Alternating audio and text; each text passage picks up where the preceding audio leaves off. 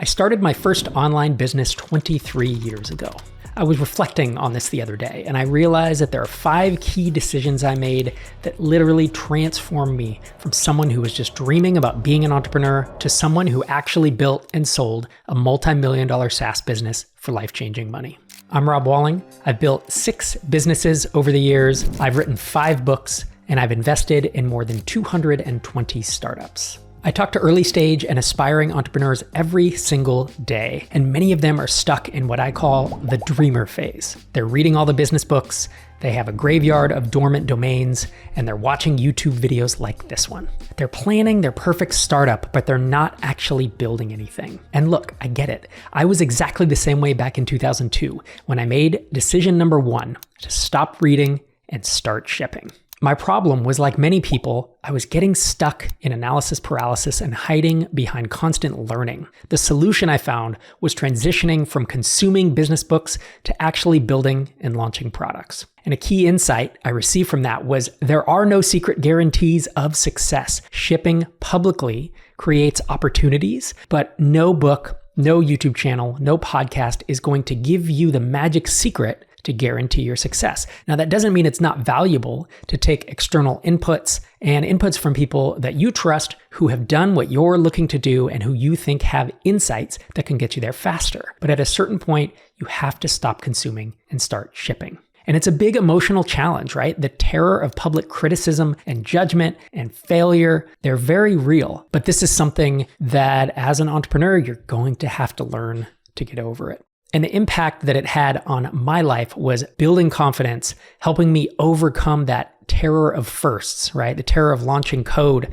putting a blog post into the world, launching podcasts, even recording and launching YouTube videos. The first time you do these things, they're gonna be scary. And the first time you push production code on the internet and try to promote it and have people use it, it's gonna be scary. But the more you do it, the easier it gets and the more confidence you build. For me, shipping was just the beginning. Once I started putting myself out there, I quickly realized that success wasn't going to come from just having good ideas or even launching products. The real work was what came after, and it wasn't nearly as exciting as I thought it would be. That's when I made decision number 2. I had to start embracing hard, boring, grindy, and scary work. This one decision may have been the most important factor in my success. The mindset I took was to never avoid tasks due to lack of passion or interest, but to rank them by how much of an impact I thought they would have on the business. So I grounded out on unglamorous tasks like doing SEO, advertising, copywriting, bug fixes, customer support, code maintenance. And realistically,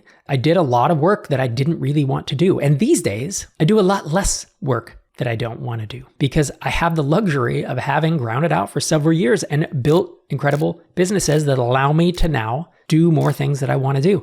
But back in the day, I had to put in hundreds and hundreds of hours of tedious, frustrating work because I had to ship things. I had to get it done. I had to write the copy. I had to support the customers, and I had to do code maintenance and rewriting and SEO and advertising and a lot of things that I hear people shying away from because they're hard work. Bottom line is, I think I was heavily influenced by my athletic career. I ran track and played football in high school, and I ran track in college. And then as I graduated from college, I worked construction. And I did a lot of things I didn't want to do because I needed to pay the bills. And I think if you have more of that mindset of willing to embrace hard, boring, grindy, scary work, you're going to do better in the long term.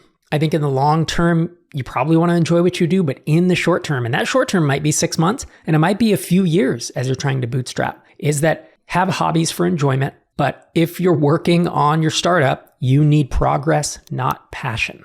I see far too many people on the internet, on X, Twitter, commenting on YouTube, saying, well, I don't want to do that. That sounds boring. And I think it is a huge, huge roadblock to your success if you only want to work on the things you want to work on. These are the folks who want to go on Twitter and act like that's marketing because it's more fun than all the things that I've mentioned in this bullet point. But realistically, they're just not going to get you there. Putting in the hard work was something I eventually just got used to. But just because I was working didn't mean I was working on the right things. And as frustrating as it was, I had to learn how to change course. So decision number 3 was learning from my mistakes and adjusting my course along the way. Something I learned pretty early was that B2C SaaS is not good. And you've seen several videos I've recorded on this channel talking about that. But no one was saying this back in 2002 to 2006 or 7. And so I had to learn this the hard way. And after I had a couple of B2C apps, I realized very quickly that I wanted to sell to businesses. And from then on, every product that I either acquired or built myself focused on solving problems for businesses. Another lesson I learned was that low-priced software products have higher churn. So I moved towards higher-priced products. I learned that building from scratch takes a long time, such that if I could acquire an existing app with some traction, with some product market fit, that would get me there faster. So I did a combination of building and launching some things as well as acquiring. So the mistake that I see a lot of founders making is they do the same thing over and over, and they don't get out of their own way, right? They don't adjust. Failure is only a good thing if you learn from it. If you keep making the same mistakes over and over, it's catastrophic. You have to look at the reasons you're failing. You have to look at the reasons why things aren't working and figure out how to adjust course. This lesson still applies to the current ventures I run today, MicroConf and TinySeed. We've done several marketing approaches within these two companies. We like to look and say, what's working, what's not, and why is it not, and how can we adjust? We don't just sit there and beat our heads against a wall when something's not working. This is where you have to make real adjustments rather than repeating the same failures over and over. So as I was changing course, I was learning a little bit more each time. And this eventually grew into what I call the stair-step method of bootstrapping, which you should check out over on my blog, robwalling.com.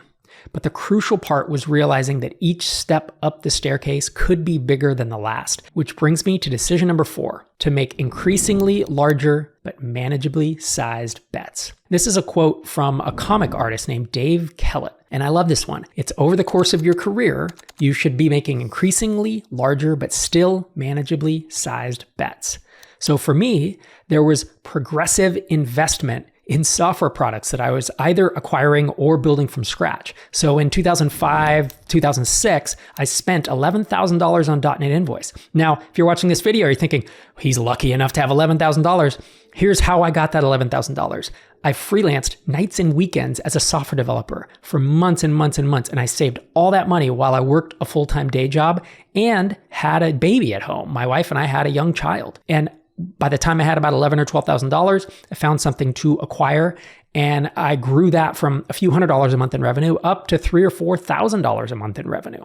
That then put money in the bank that allowed me in 2011 to spend $30,000 on HitTail, which was an SEO keyword tool, a SaaS app. So I went from 11 to 30,000, and then building Drip in 2012, 2013, I had almost $200,000 that I invested to get Drip from just an idea to functioning software with decent product market fit. And where did I get the $200,000? It wasn't like I was rich. It wasn't like I knew anyone who was rich. It was me grinding and taking the revenue from all these other products that I had built up and investing in the next effort. Now, I never bet the house. I never took on credit card debt. I never took a second mortgage. I earned it along the way by freelancing and then building products. And along the way, I made increasingly larger, but still manageably sized bets. Because if any of them had failed, it would have sucked, but it would not have bankrupted us. I have one more item on today's list. It's a lesson I still have to remind myself of even after all these years.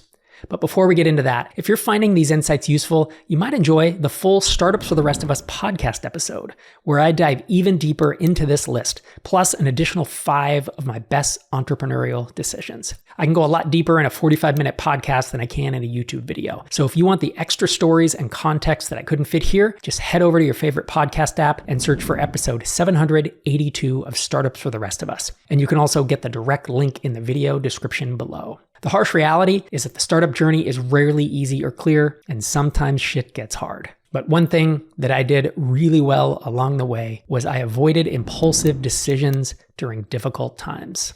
In your founder journey, you are going to experience burnout, failure, frustration, times when you feel like you're just banging your head against a wall. Maybe times when money is an issue, when you're concerned about whether or not you're going to be able to pay your bills. I experienced all that, plus social media criticism and a deep desire to just quit. or dramatically change course. I never acted on these emotions in the heat of the moment, and that was a huge win for me. I would often wait months before major decisions when I was emotionally charged. I gave myself a cooling off period for at least weeks and sometimes months where I would just sit with a big decision. Many years ago, I was frustrated with the startup space, and we received a 7-figure offer to acquire MicroConf. And in the moment, it felt like, well, we should do this. But we decided not to. And that would have been a decision I think that I would regret to this day. I never let my temporary emotional states change my reality or make me make permanent decisions out of temporary problems.